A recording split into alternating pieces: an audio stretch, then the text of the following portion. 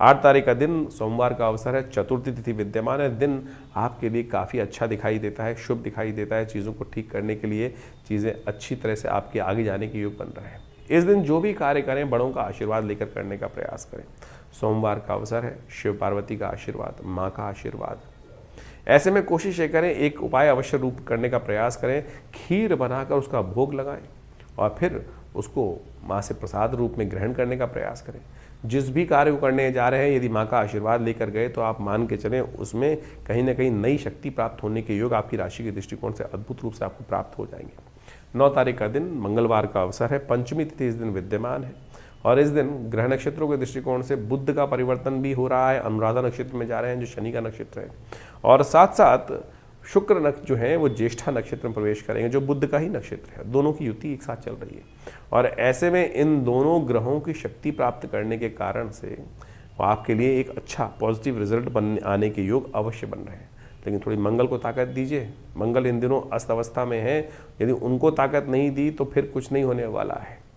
मंगल पुरुषार्थ का मालिक माना जाता है, तो आप कोशिश करें हनुमान जी की सुंदर आराधना करने का प्रयास करें, सुंदरकांड का पाठ करें, हनुमान जी के मंदिर में जाकर अवश्य उनको कुछ ना कुछ सवामनी का भोग, चूरमे का भोग अवश्य लगाने का प्रयास करें। हमने विवेकानंद योगाश्रम में इस दिन सुंदरकांड का पाठ रखा ही हुआ है।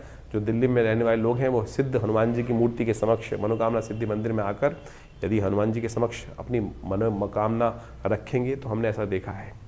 हमने यहाँ तक देखा कि इस मंदिर के अंदर जो आचार्य केशव देव जी के द्वारा प्रतिष्ठित मूर्ति है, इनकी शादी नहीं हो रही थी, उन्होंने आगे हनुमान जी को चोला चढ़ाया और वो कुछ ही दिन में हनुमान जी की कृपा से वो मनोकामना सिद्धि का योग भी बना। ऐसे ही बहुत सारे अलग अलग प्रकार के कार्य हैं जो हनुमान जी की कृपा से पूर्ण हो जाते हैं। जाकी रही भावना, जैसी हरि मूरत देखे तिन तैसी।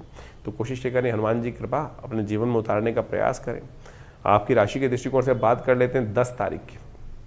तो 10 दिसंबर के दिन ग्रह नक्षत्रों का योग जो मिथुन राशि वालों के लिए बन रहा है वो दिखाता है खास तौर पर आपकी राशि के दृष्टिकोण से पुरुषार्थ से लाभ होने के योग बन रहे हैं। जितना पुरुषार्थ उतना लाभ अवश्य आपकी राशि के दृष्टिकोण से बनने के योग बनते दिखाई दे रहे हैं। ऐसे में बाहर के लोग थोड़ा सा परेशान करने के योग दे सकते हैं, इसलिए थोड़ा स्वार्थी होकर काम करने का प्रयास करें। इस दिन वरुण ग्रह, जिनको नेपच्यून कहा जाता है, वो मार्गीय होने की तरफ जा रहे हैं और ये एक बहुत इंपॉर्टेंट ग्रह है जिसको लोग भूल चुके हैं।